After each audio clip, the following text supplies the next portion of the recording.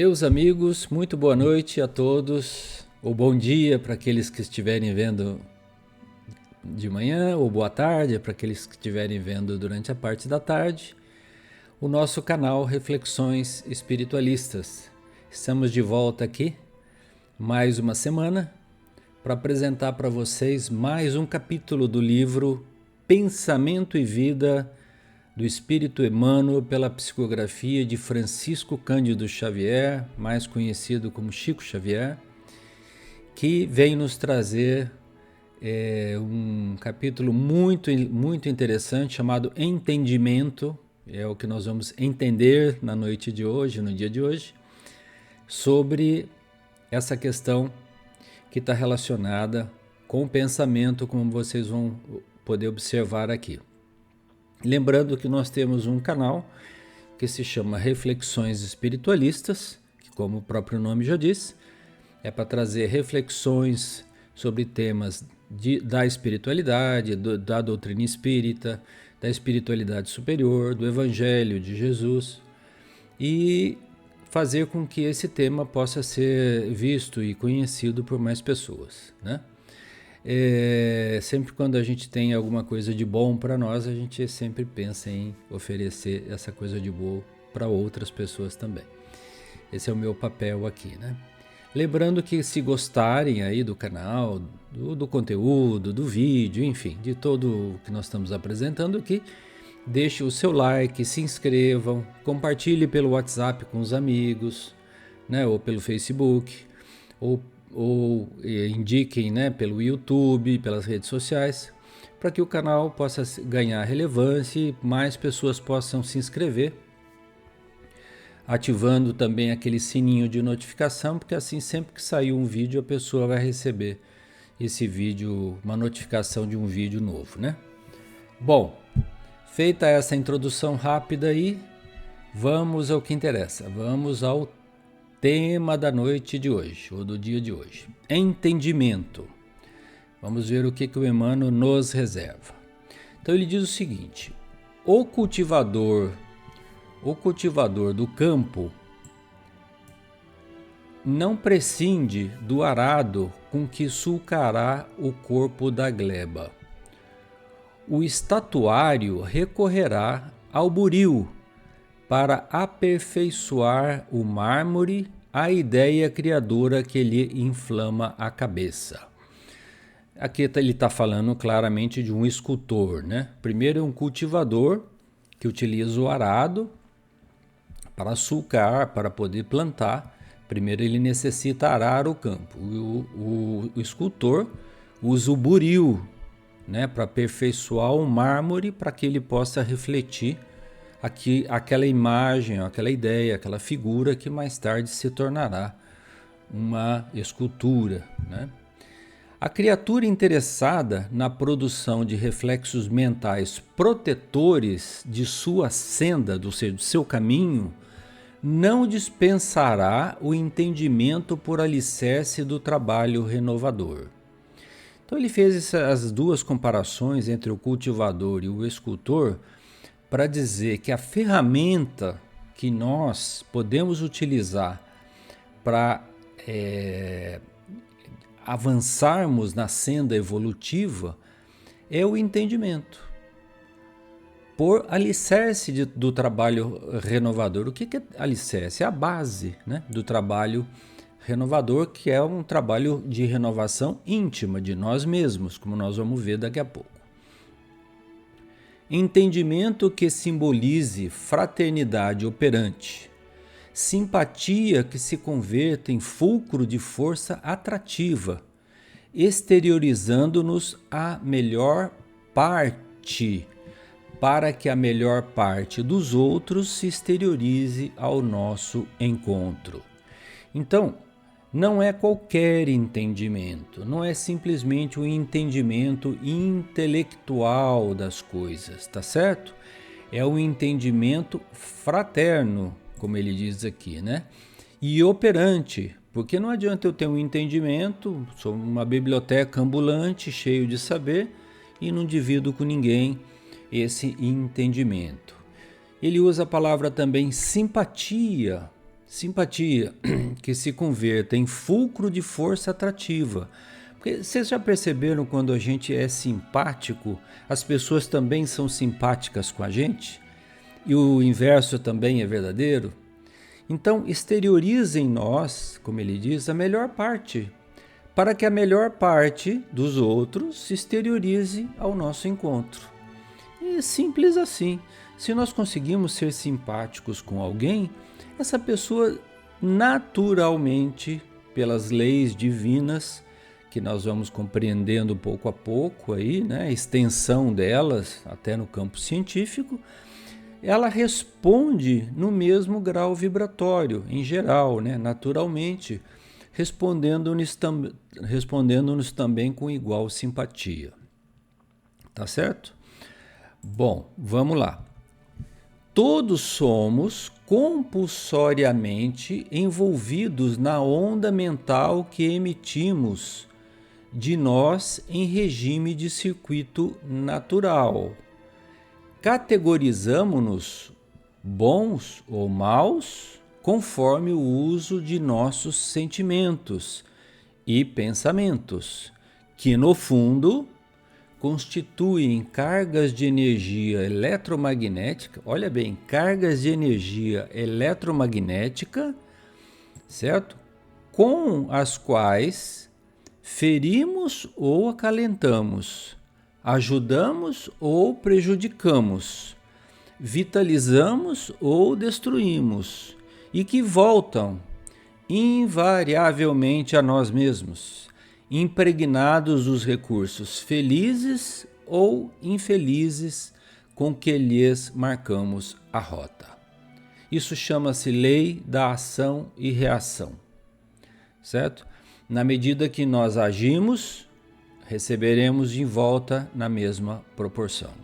Se agimos pelo bem, recebemos o bem em troca, né? Como ele diz, se ferimos ou se acalentamos. Então, se ferimos, vamos receber de volta na mesma dose, né? Possivelmente surgirão situações infelizes para nós também, né? Porque ele diz lá, ó, impregnadas dos recursos felizes ou infelizes com que lhes marcamos as rotas. Porque ele diz, invariavelmente voltam para nós. Voltam para nós esses mesmos sentimentos, né? E pensamentos, são as duas coisas com as quais ele está tratando aqui. Sentimentos e pensamentos. Ele usa ainda um termo científico para lembrar, né? No fundo, essas coisas são cargas de energia eletromagnética. Então é como uma onda eletromagnética que carrega dentro de si as características da fonte que a emitiu. Né? Se fosse uma onda eletromagnética, seria a frequência, o comprimento de onda. Aqui é o sentimento bom ou mal, né? Então, se ajudamos ou prejudicamos, se nós utilizamos bem ou mal o nosso pensamento ou o nosso sentimento, eles voltarão para nós na mesma proporção. Tá certo? Bom, ele continua dizendo o seguinte, aqui dá alguns exemplos até bem fortes, tá? Quando coléricos e irritadiços, agressivos e ásperos para com os outros, criamos por atividade reflexa, então por retorno, né, reflexo, o desalento e a intemperança, a crueldade e a secura para nós mesmos. Então a gente quando pensa que está ficando colérico, irritadiço com alguém, está fazendo mal para aquela pessoa, não, gente. Nós estamos fazendo mal para nós mesmos, né? Diretamente para nós mesmos, porque aquilo volta para nós em forma de desalento, intemperança, crueldade e secura para nós mesmos. Mas também quando somos generosos e compreensivos, prestimosos e úteis para com aqueles que nos cercam, criamos consequentemente, vejam bem, a alegria e a tranquilidade, a segurança e o bom ânimo para nós próprios. Né? Então, de novo, a ação e reação. certo? Como disse o Cristo, né? Se vê o autor pelas suas obras, né? Então, nós já falamos aqui, né? Não podemos esperar plantarmos um espinheiro e termos frutas, né? Então, a vida é assim, gente. Não é, a gente pode fazer o que quiser para mudar, mas as leis de Deus são imutáveis, não é? Então, a vida é assim. Então, esse retorno que a vida nos dá, ela é exatamente na mesma proporção e no mesmo sinal, bom ou mal, que nós ofertamos para a vida, para os nossos semelhantes, para aqueles que estão à nossa volta, né? Ele confirma isso nesse parágrafo aí, ó. Responde-nos a vida em todas as coisas e em todas as criaturas, segundo a natureza do nosso chamamento. Se nós entendermos isso, gente, já seria de uma maravilha incalculável. Porque quando a gente começa a pensar mal de alguém, a gente lembrar que aquilo vai retornar para nós em forma de malefício, de desalento, de tristeza, de dor, de ódio, nós não pensaríamos mal das outras pessoas, né? Se nós planejamos algo de ruim para que aconteça com alguém ou com alguma circunstância, nós não faríamos, porque a gente saberia ou sabe que aquilo voltaria para nós cedo ou tarde, também em forma de intranquilidade, de tristeza, de dor, né? De sofrimento. Então, gente, a vida responde para nós. E é assim mesmo, gente. Não dá para a gente tampar o sol com a peneira e querer iludir vocês aqui com uma coisa que não é. A vida responde para nós em todas as coisas e em todas as criaturas, segundo a natureza daquilo que nós fazemos, que ele chama do nosso chamamento. Tá certo? Então, é isso, né? Ele diz assim: até o ingresso na consciência cósmica, até chegarmos lá, né, nessa consciência cósmica, todos os seres se distinguem pela face de luz com que se alteiam para os cimos da evolução e pela face de sombra pela qual sofrem a influência da retaguarda. O que quer dizer isso? Quer dizer que enquanto nós não chegarmos lá ao nível dos espíritos puros, espíritos elevados, espíritos superiores, nós vamos estar sempre nos alternando por uma face de luz, né, que nos carregaria para os picos da evolução, ou pela face de sombra, pela qual ainda sofreríamos influência da retaguarda, ou seja, daqueles que estariam mais atrasados que nós, né? Porque nós estamos vivendo num ambiente onde tem pessoas de todos os níveis. A própria posição vulgar do homem na Terra vale por símbolo dessa condição específica. Por cima, o fulgor pleno do sol, por baixo, a escuridão do abismo. Então ele faz uma simbologia simples. Um homem parado na face da Terra, se ele olha para cima, vê a maravilha, a luminescência do sol.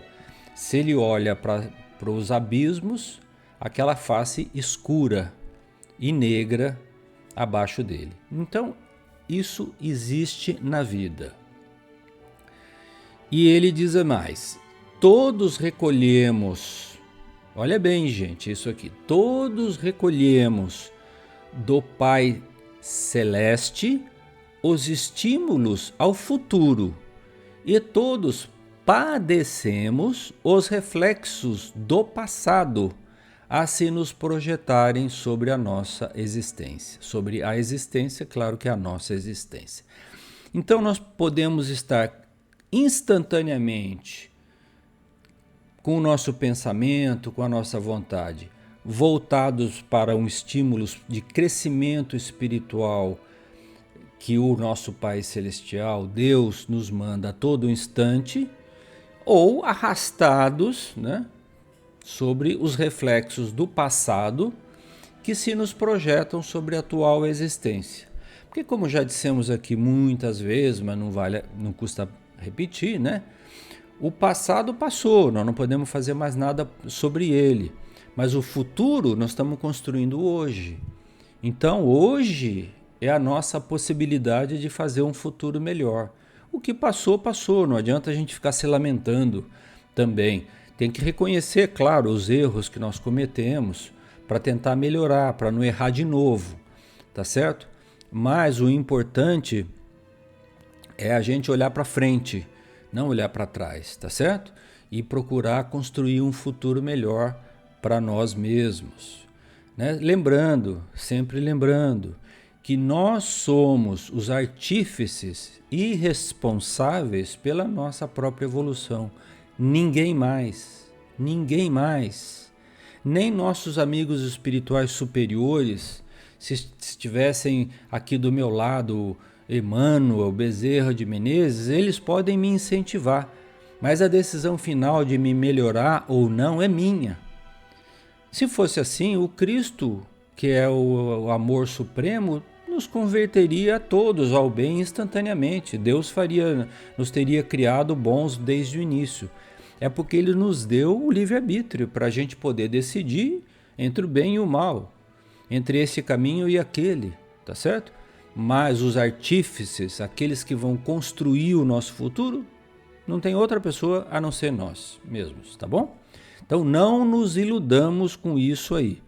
Não nos iludamos, porque a gente às vezes traz de religiões passadas nossas, que nós tivemos muitas religiões do passado, ideias simplistas assim de que basta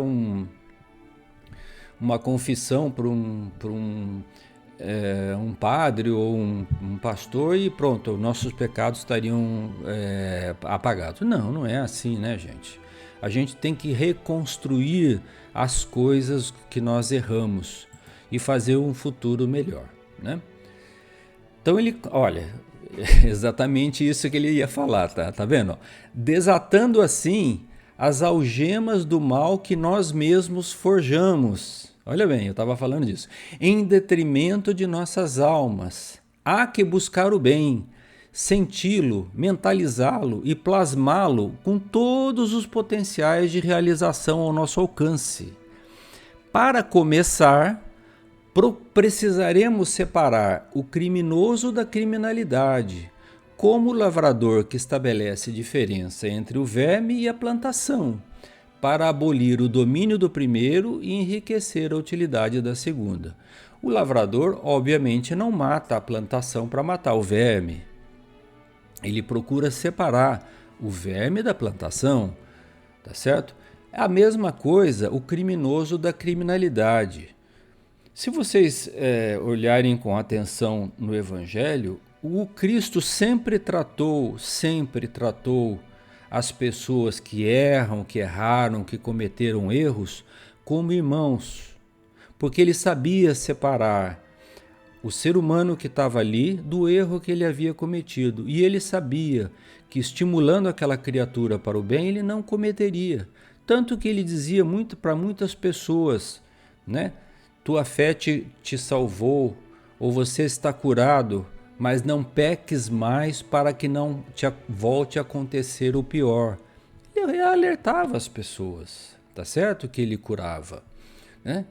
Então, o Emmanuel diz assim, é assim como o trabalhador rural extingue a praga salvando a lavoura, é necessário que o nosso entendimento improvise meios de auxiliar o companheiro que caiu sob o guante da delinquência sem alentá-la. Então, salvar o companheiro sem estimular o erro. Ninguém está estimulando o erro. Estamos só dizendo que as pessoas que erram podem acertar mais à frente, tá certo? É isso que o Cristo nos recomenda. E aqui nós vamos terminando, porque o Emmanuel ele completa esse capítulo dizendo assim: apequenar-se para ajudar sem perder a altura. Olha que legal isso aqui, né? Apequenar-se, né? Humildemente, sem perder a altura, sem perder o conhecimento, a moral, é assegurar a melhoria de todos, acentuando a própria sublimação. Porque quando nós ajudamos, seremos ajudados.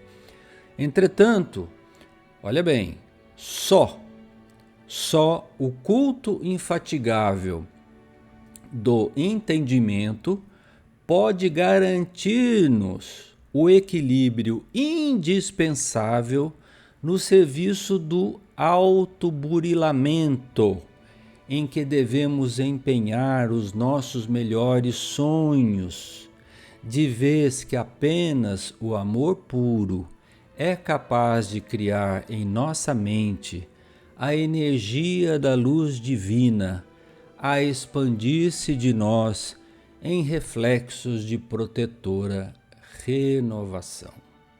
Ó, gente, eu fico até arrepiado de ler isso aqui, porque é de uma beleza inigualável, né? Eu vou até pedir licença para vocês para a gente ler de novo juntos esse capítulo, esse finalzinho aqui, ó. Entretanto, somente ou só o culto infatigável, incansável do entendimento pode garantir-nos o equilíbrio indispensável no serviço de autoburilamento, em que devemos empenhar os nossos melhores sonhos, de vez, olha bem, de vez que o amor puro é capaz de criar em nossa mente a energia da luz divina a expandir-se de nós em reflexos de proteção renovadora. Tá certo? E é isso, minha gente. Né? Essa é a lição da noite, do dia de hoje. Eu fico bastante emocionado quando vejo aqui uma lição como essa terminando, que eu entendo a carga de ensinamentos que isso aqui nos traz, também as responsabilidades que nós temos, mas também temos a certeza de que podemos estar cada dia que passa melhorando, nos burilando, como falou o Emmanuel aqui, né? Para que lá na frente sejamos o quê? Mais felizes. Sejamos criaturas plenas e mais felizes, com a nossa consciência tranquila do dever retamente cumprido. Tá bom? Um beijo aí no coração de todos. Fiquem com Deus. Até a próxima semana. Tchau.